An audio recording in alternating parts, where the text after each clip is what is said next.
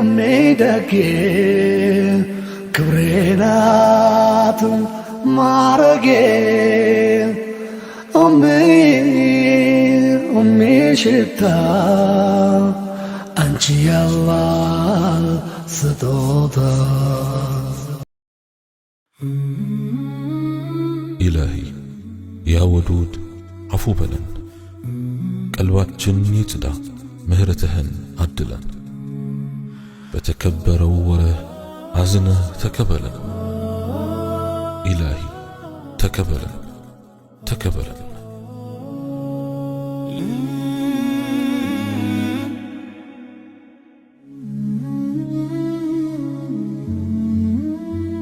بسم الله اللهم لك الحمد كما ينبغي لجلال وجهك وعظيم سلطانك والصلاة والسلام على رسول الله وعلى آله وصحبه وموالاه السلام عليكم ورحمة الله وبركاته ومن شر حاسد إذا حسد إلى الله سبحانه وتعالى كمكأننا كمكأننت كفات الله يطبقاችሁ ሰው ለምን መከኛ ሆነብኝ ብላችሁ አትገረሙ ባይሆን አላህ Subhanahu Wa Ta'ala መቀኝነቱን ያነሳለት ዘንድ ለምኑለት ለሱም ከናንተ የበለጠ የበዛ ችሮታ ይለግሰው ዘንድ የሁሉ ነገር ባለቤት የሆነውን ጌታ ተማጠኑለት እንደው ጌታዬ እናንተን በሚያስረሳ ሐጃ ቢዚ ያድርገው ለናንተ እንደሰጠ ጨምሮ ይስጠው መቀኛ ሰው በገዛ እጁ ራሱን እየገደለ ነውና እባካችሁ እዘኑለት اللهم إنك عفو تحب العفو فاعف عنا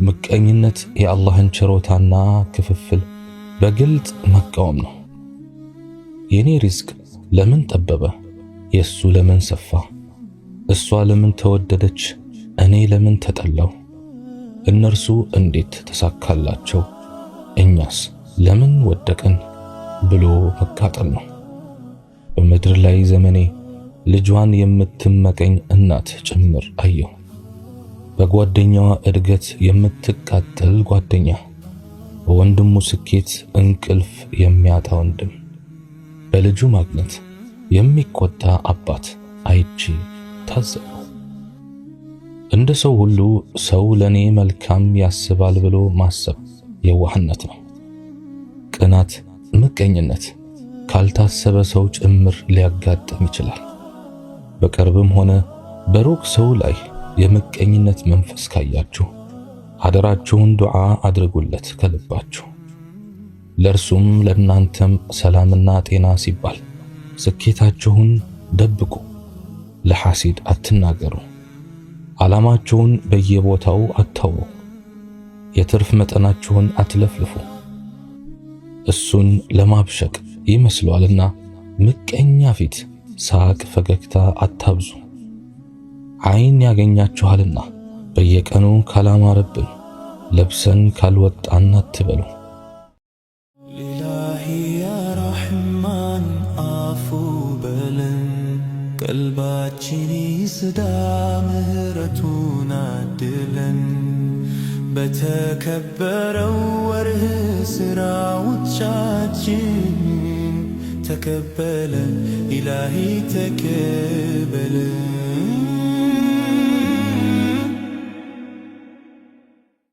ምቀኛ በዙሪያችን አለ ብለን የምንተዋቸው ስራዎች የማንለብሳቸው ልብሶች የማንሄድባቸው ቦታዎች አሉ ማድረጋችሁ የግድ ከሆነ ደግሞ كحاسد عين لمدان المعوذتين ويم قل أعوذ برب الناس قل أعوذ برب الفلق تاترو آيات الكرسي أزوترو يتوات ماتا دعاوتشن أترسو يتون يهل بيتاكمو كما يدنو بشتاوتش مكاكل عنده حسد ويم مكأنينتنا الله يتبقى حاسد سو ብቸኛ ችግሩ የሌሎች ማግኘት መሻሻልና መለወጥ ነው ሐሲድ ሰው በምንም ይሁን በምን እንድትበልጠው አይፈልግም አንዳንድ ሐሲድ ካንተ የሚፈልገው ብቸኛው ነገር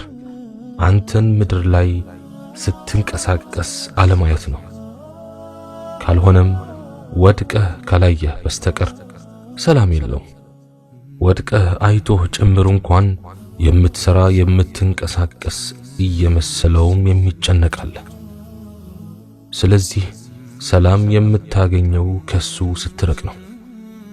ምቀኝነቱን ካወክ ለአንተም ለሱም ሰላም ሲባል በሱ ዙሪያ አጥርህን ከፍ አድርገህ ገንባ። እሱ የራሱን ኑሮ አያውቅም። ኑሮው የሰው ነው። እሱን እርሳና የራስህን ኑሮ ኑር። በሱ የክፋት ሥራና ድርጊትም አትደናገጥ። ወደሱም ዞር ብለህ አትመልከት። ከሱ ጋርም አትስራ። ከሱ ራቅና በራስህ እጅ ሥራ። ትጋ፣ እረስ፣ ዝራ፣ አጠጣ፣ አርም፣ እጨድ። اللهم إنك عفو تحب العفو فاعف عنا። ሐሲድ ሰው አይኑ ጭንቅላት ውስጥ ነው። የሚያየውም የሰውን ልብስና ለውጥ ነው። ኑሮና ሕይወት ነው። ከምቀኛ ጋር ሰላም ፈጥራለሁ ብለህ አትሞክር። እሱ ለድርድር ዝግጁ አይደለምና። ለምቀኛና ቀናተኛ ጥሩ መሆንን ለማረጋገጥ መድከም አጉል ልፋት ነው። በታመመ አይን ነው እይታውን ማስተካከል አይታሰብም። የትኛውም መድኃኒት አይፈውሰውም። ስለዚህ ሰላም የምታገኘው ከሱ ስትርቅ ነው። ባይሆን አላህ ሱብሓነሁ ወተዓላ ምቀኝነቱን ያነሳለት ዘንድ ለምኑለት። ምቀኛ የሌለው ማን አለ? በየሥራ ቦታችንና በሰፈር ጎረቤታችን ሞልቷል። አላህ ለሚቀልበን እሱ የሚጨንቀው ብዙ ነው። አላህ ለሰጠን እሱ የሚቃጠል የትዬ ለሌላ። በመኖራችንና በመተንፈሳችን ምድር ላይ ሲያየን የሚከብደው በርካታ ነው።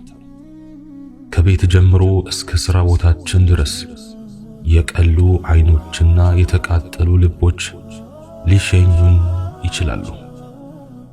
በመልካችን፣ በቁመናችን፣ በእውቀታችን፣ በስልጣናችን፣ በሀብታችን፣ በሰው ዘንድ ባለን ተወዳጅነት፣ በትዳራችን፣ በምንለብሰው ልብስ፣ በምንበላው ምግብ፣ አላህ በለገሰን ልጆች፣ በሰራነው ቤት፣ በምንነዳው መኪና የሚቀኑ የሚመቀኙ አሉ። ምቀኛ በገዛ እጁ ራሱን የሚረብሽ ነው። ውስጡ ሰላም የለውም። ውስጡ የሚነድ እሳት ነው። ያንን እሳት ወደኛ ማጋባት ነው የሚፈልገው። አላህ የሰጠን ችሮታ ነው የሚያቃጥለው። እንዴት አገኘ? እንዴት በለጠኝ? እንዴት አለፈለት? እንዴት አማረበት? እንዴት የዘወትር ጥያቄው ነው። እኛ የሰጠንን አላህን ስለ ጸጋው እናያለን። ምቀኛ ደግሞ የጸጋውን ባለቤት ትቶ እኛን ያያል። ምቀኛ የሌሎች ጥገኛ ነው። እኛ የራሳችንን ሕይወት እንኖራለን።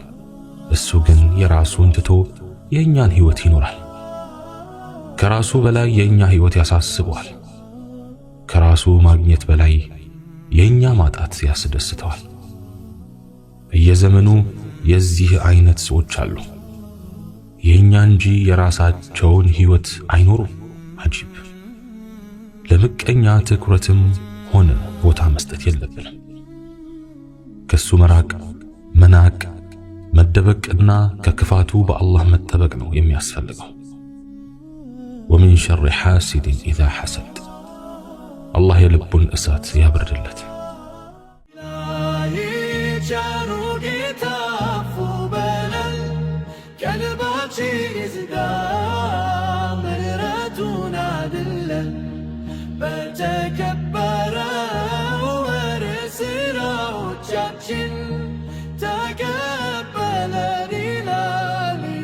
ተቀበለን ምቀኝነት ይኖርብኝ ይሆን ብለው ራስዎን ጠይቀው ያውቁ ይሆን? እስቲ ቆም ብለው ራስዎን ይፈትሹ። በሸሪዓ ትርጓሜ ምቀኝነት አላህ ሱብሓነሁ ወተዓላ ለአንድ ሰው የሰጠው ጸጋ እንዲወገድ መመኘት ነው። ግና ትርጉሙ ከዚህ በላይም የሰፋ ነው። ምቀኝነት የመጀመሪያው አላህ የታመጸበት ወንጀል ነው።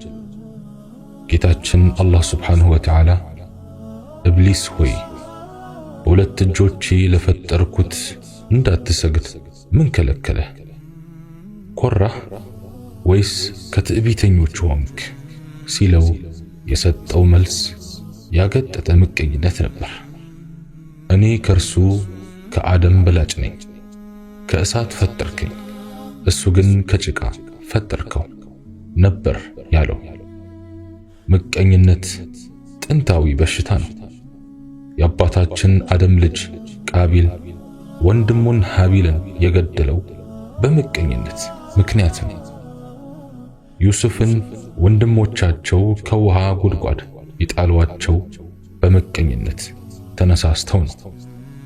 ዩሱፍና ወንድሙ ወደ አባታችን ዘንድ ከኛ ይበልጥ የተወደዱ ናቸው በሚል መነሻ አይሁዶች የነቢዩን ዓለይሂ ሰላቱ ወሰላም ነብይነት ለመቀበል አሻፈረን ያሉት በምቀኝነት ሰበብ ነው። ከኛ ዘር ሳይሆን ከዓረብ ሆኖ በሚል መነሻ የመካ አጋሪዎች የሙሐመድን ዓለይሂ ሰላቱ ወሰላም ነብይነት ለመቀበል የዘጋቸው ቀዳማዊ ምክንያት ምቀኝነት ነው። ምቀኝነት በሰው እድገት መቃጠል ብቻ አይደለም፣ በሰው ውድቀትም መደሰት ነው። ምቀኝነት በሰው ማግኘት ብቻ መሰቃየት አይደለም፣ በሰው ማጣትም መቦረቅ ነው። ምቀኝነት በሰው መፈወስ መደንገጥ ብቻ አይደለም፣ በሰው መታመምም መፍነክነክ ነው። ምቀኝነት አይነቱ ብዙ ነው። ስለሆነም በቁጥር ይህን ያህል ነው ተብሎ ሊገለጽ የሚችል አይደለም። ብቻ አላህ ከምቀኝነት ይጠብቀን። ምቀኝነት በሰው ስኬት ቅር መሰኘት ነው። ምቀኝነት በሰው ጥሩ ለውጥ ወደ ውስጥ ማንባት ነው። ምቀኝነት በሰዎች ፈገግታ መክሰም፣ በሌሎች ሳቅ መጥቆር፣ በወንድም እህቶች ማማር መክሰል ነው። ምቀኝነት ያላንዳች ምክንያት ጎረቤትን መረበሽ ነው። ምቀኝነት ያለምንም ጥፋት ከምንም ተነስቶ ሰውን መዝጋት ነው። ምቀኝነት በትንሽ በትልቁ ጉዳይ ነገር መፈለግ ነው። ምቀኝነት በባዶ ሜዳ ነገር መብላት፣ ወሬ ማዞር፣ ማርሽ መቀየር ነው። ምቀኝነት ሰበብ እየፈለጉ መራቅ ነው። አላህ ከምቀኝነት ይጠብቃችሁ ወዳጆቼ። ጓደኛሽ ጥሩ ባል መጥቶላት የማትደሰችላት ከሆነ ምቀኛ ነሽ። እህትሽ አምሮባት ማሻአላህ የማትያት ከሆነ ምቀኛ ነሽ። ወዳጅሽ የውጭ ዕድል አግኝታ የማትሸኛት ከሆነ ምቀኛ ነሽ። ምቀኝነት እንኳን ደስ ያለሽ መልእክት ለማስተላለፍ መተናነቅ ነው። ምቀኝነት የሰውን ላይክና ኮሜንት ብዛት አይቶ መበሳጨት ነው። ምቀኝነት ሐቅን ያለመቀበል ነው። ምቀኝነት ለስኬት ባለቤቶች ስኬት ዕውቅና አለመስጠት ነው። ምቀኝነት አጉል እምቢተኝነት ነው። ምቀኝነት እጅ አለመስጠት ነው። ምቀኝነት ተሸንፈው ያልተሸነፉ መምሰል፣ ተበልጠው እንዳልተበለጡ መሆን። ምቀኝነት ሁሌም እኔ የተሻልኩ ነኝ ብሎ ማሰብ ነው። ሰውን መናቅ ነው። ራስ ወዳድነት ነው። ለራስ በጎ ለሌሎች ክፉ መመኘት ነው። ምቀኝነት ትዳሬ ፈርሶ የሷ እንዴት ቆመ ብሎ መንደድ ነው። ምቀኝነት ጸጉሯ እንዴት አድጎ የኔ እንዴት ከረደደ ብሎ መፍላት ነው። ልጆቿ እንዴት ጎብዘው የኔ እንዴት ሰነፉ ብሎ መንጨርጨር ነው። ምቀኝነት እሷ እንዴት አምሮባት እኔ እንዴት ጠቆርኩ ከሰው ብሎ መጨስ ነው። ምቀኝነት እሷ እንዴት ተወደደች እኔ እንዴት ተጠላው ብሎ መንተክተክ ነው። ምቀኞች አንተ የምታውቀውን እውነት እያወቁ ሆነ ብለው ይክዳሉ። ሰርተህ ያመጣኸውን ሰርቆ ነው ይላሉ። አጥንተህ ያመጣኸውን ውጤት ኮርጆ ነው ይላሉ። በጥረትህ የተቀጠርከውን ሥራ በዘመድ ነው ይላሉ። ለፍተህ ያከበትከውን ሀብት ያጎቱ ነው ይላሉ። እድገት ማግኘትህን አይተው እንዳላዩ የሚሆኑ አሉ። ሐጅ መሄድህን ሰምተው እንዳልሰሙ የሚያስመስሉ አሉ። ልጅ ማግኘትህ ወሬው ደርሷቸው ምንም እንዳልተፈጠረ ዝም የሚሉ አሉ። እነርሱ በርግጥም ምቀኞች ሊሆኑ ይችላሉ። ምቀኝነት እንቅልፍ አያስተኛም፣ እህል አያስበላም፣ ሥራ አያሰራም። ታዲያ ለምቀኛ ከዚህ በላይ ቅጣት ይኖር ይሆን? ከምቀኛ በላይስ ዱዓ የሚያስፈልገው ይኖር ይሆን? ከዘመድ እስከ ወዳጅ፣ ከጎረቤት እስከ ሥራ ቦታ ዓለም እጅግ በርካታ ምቀኞችን ይዛለች። እንዲሁ ከመሬት ተነስተው ሰው የሚጠሉ አሉ። አላህ ለሚረዝቅህ እነሱ ይከፋቸዋል፣ አላህ ለሚሰጥህ እነርሱ ይጨንቃቸዋል። በእግርህ እየሄድክ በእግራቸው የምትሄድ ያህል ይከብዳቸዋል። አላህ ልቦና እንዲሰጣቸው መለመን ነው። አላህ ሆይ ቀልባችንን ከምቀኝነት አጽዳለን፣ በሰማነውም የምንጠቀም ያርገን። سبحانك اللهم وبحمدك أشهد أن لا إله إلا أنت أستغفرك وأتوب إليك وآخر دعوانا أن الحمد لله رب العالمين والسلام عليكم ورحمة الله تعالى وبركاته. أمي دكي كبرينات معرقي أمي شتا أنت يا الله ستوضا